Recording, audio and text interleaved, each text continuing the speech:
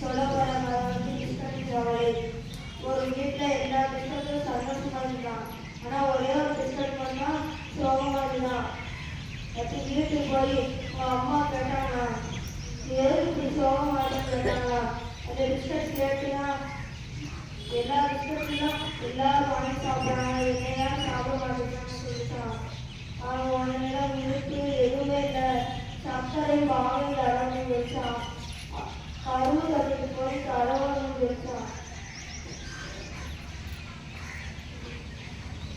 அது எங்க இருந்து வச்சான்? அது கொஞ்சம் தூரத்தில் இருந்தாங்களா.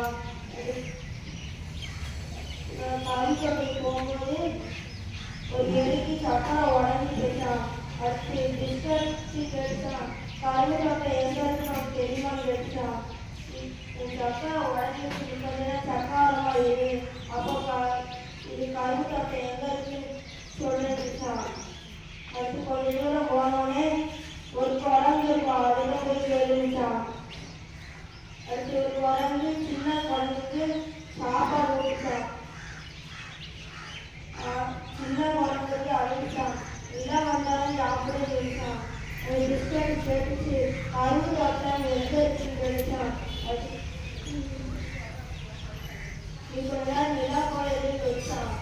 அடுத்து ஒரு சின்ன முயல் அது போய் கேளுச்சு. அது கரும்பு கட்டை எங்க இருக்கு அந்த முயல்கிட்ட கேட்டுச்சு. வடக்கு உடஞ்சிச்சு இல்லைன்னா அதுல ரவுண்டா எழுதி கொண்டு வச்சான். அடுத்து ஒரு சின்ன யானைகிட்ட போய் கேட்டுச்சான். அடுத்து அது தெரியாது ஒரு பாட்டு வளர்த்துருக்காங்க அதுக்கு போய் சொல்லிச்சு. அது கம்பி வேற உடஞ்சான். பாட்டு சொல்லுவாங்க, இப்போ நேரம் அந்த அந்த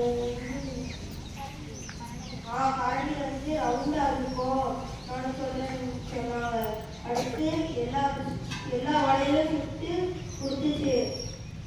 அடுத்து வந்து பக்கத்துல போய் கடைக்கு சொன்னாங்க.